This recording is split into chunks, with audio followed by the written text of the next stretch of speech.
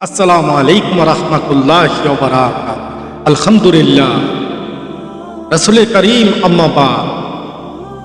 আজকে আমরা অনেক গুরুত্বপূর্ণ একটি আলোচনা করব, একটি দোয়ার কথা বলবো, যে দোয়াটি কোন সময় পড়লে দ্রুত আল্লাহ পাক রব্বুল আলামিন কবুল করবেন। সময়টা বলবো ইনশাআল্লাহ।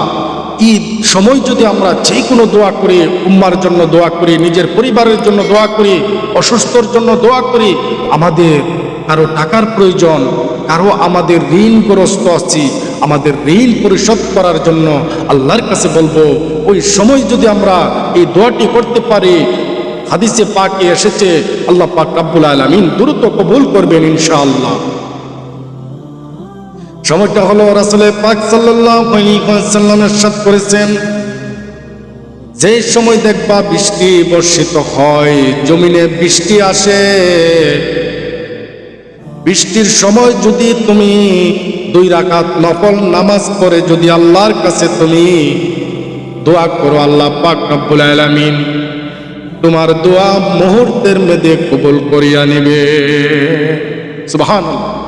বৃষ্টি যে সময় আসে, বৃষ্টি যে সময় জমিনে বর্ষিত হয়, আল্লাহ পাক রব্বুল আলামিনের রহমত, ওই সময় এই রহমতের সময় যদি আমরা আল্লাহর কাছে দোয়া করি, উম্মার জন্য দোয়া করি, নিজের পরিবারের জন্য দোয়া করি, নিজের জন্য দোয়া করি, অথবা নিজে ঋণগ্রস্ত আছি, অথবা নিজের প্রাশনের মধ্যে আছি, আল্লাহর কাছে দু হাত তুলে বলবো, আল্লাহ আমি এই সমস্যার মধ্যে আছি, আল্লাহ তুমি আমার সমস্যা সমাধান করে দাও, তুমি তো একমাত্র সমাধানকারীর মালিক আল্লাহ।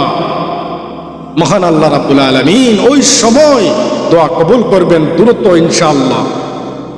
এই জন্য আমরা এই সময়টাই দোয়া করব, আল্লাহ পাক রব্বুল আলামিন যেন আমাদের প্রত্যেকটা মুসলমানকে এই সময় দোয়া করার তৌফিক দান করেন।